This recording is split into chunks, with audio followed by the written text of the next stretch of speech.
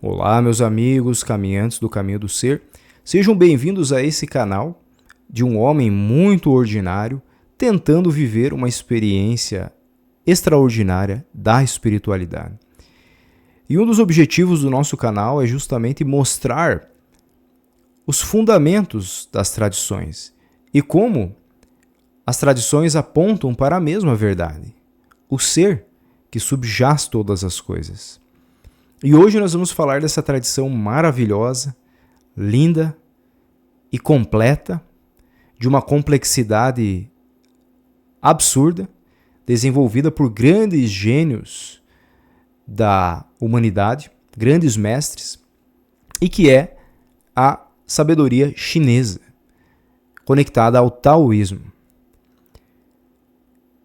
E essa sabedoria, é importante dizer, ela norteia toda uma vasta gama de conhecimentos, né? Hoje temos a medicina chinesa, temos a astrologia chinesa, temos a filosofia, etc., etc., que baseiam-se sobre este conhecimento cosmológico que tratarei hoje.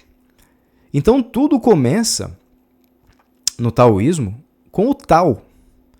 O Tao é o absoluto, é o incriado, o ilimitado, o eterno. É o mesmo absoluto que em outras tradições recebeu outros nomes, como o Brahman, por exemplo, no Vedanta, como Shiva no Shaivismo, como o Uno na filosofia de Plotino, como o Ein Sof na Kabbalah, o Al-Haq dentro do Sufismo, entre outros nomes em diferentes nações. Mas o Tao é aquilo que sempre existiu, mesmo quando nada havia. Só que como o Tao ele era autossuficiente, ele era a totalidade das coisas, para usar um pouquinho, emprestar um pouquinho das ideias cabalísticas, aconteceu a autocontração do Tao, ou seja, ele teve que criar um espaço dentro dele mesmo, como explica a Kabbalah, já que ele era a plenitude total, ele teve que criar um vazio dentro de si para que a criação pudesse se manifestar. E esse vazio dentro do taoísmo se chama de Wuji, que seria o vazio ilimitado. Na verdade, não é um vazio no sentido de ausência, é um vazio pleno, pleno de possibilidades, fértil, onde o conjunto das possibilidades universais repousavam. E aí, dentro desse vazio, há o primeiro movimento, que é o Tai Chi. Então, do Wuji surge um movimento, um pulso, uma vibração, que se é dado o nome de Tai Chi, né? Que seria, a gente poderia dizer, como a primeira diferenciação, a primeira onda, a primeira intenção, talvez, dentro do grande Tao. E desse movimento, então, surgem dois aspectos complementares, que são o Yin e o Yang. Não é que o Yin e o Yang sejam, digamos assim, opostos, mas eles são aspectos complementares da mesma vida. Poderíamos, como analogia, dizer, por exemplo, que dentro da possibilidade universal existe tanto o mais iluminado quanto o mais enegrecido. Existe tanto o mais doce quanto o mais salgado. Existe tanto o mais longo quanto o mais curto. Então, dentro do panorama do Tao, existem essas duas polaridades, essas duas forças que representam o conjunto da possibilidade de tudo aquilo que pode existir, daquilo que existe e daquilo que nem sequer se manifestará, mas que existe como possibilidade, né?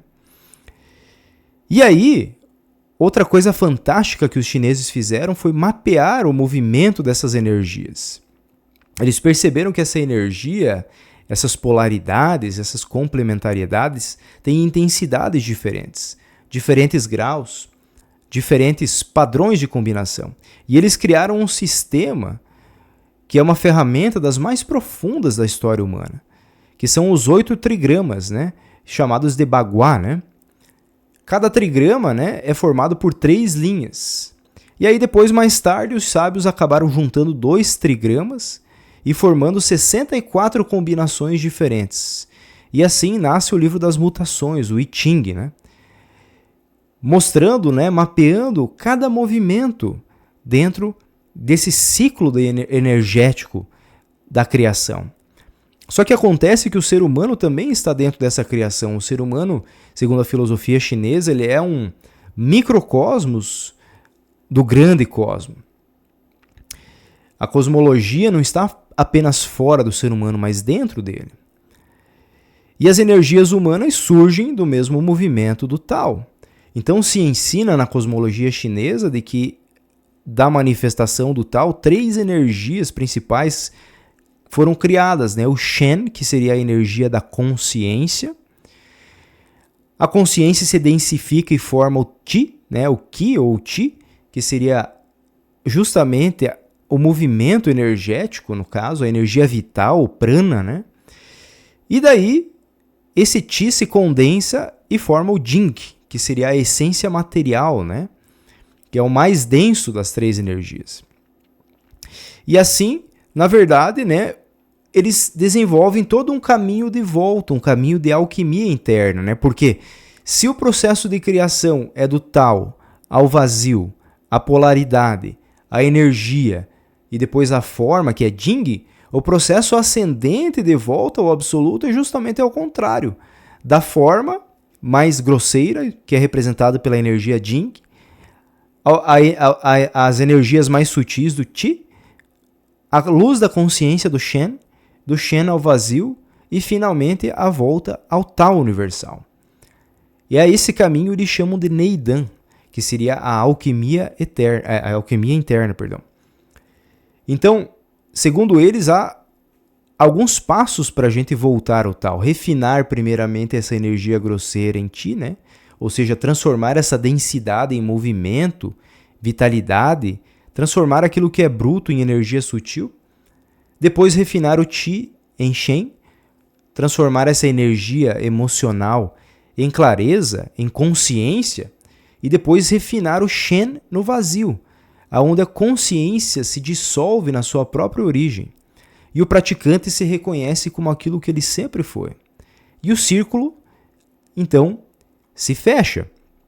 Então, eles desenvolveram também, obviamente, dentro das práticas esotéricas taoístas, uma série de elementos que compõem esse Neidan. Não é? Então, a tradição taoísta é muito rica. Né? E, bom, a cosmologia chinesa ela não é apenas um mito, ela é um mapa interno. O Tao desce até virar o corpo e o corpo sobe até virar o Tao. Nós somos a ponte. E o caminho é simples. Assim como as energias se condensaram para descer, elas precisam se sutilizar para subir, até que o praticante percebe que, na verdade, nunca houve um praticante. Que, na verdade, sempre foi o Tao. E o retorna, então, ao silêncio no qual tudo nasceu.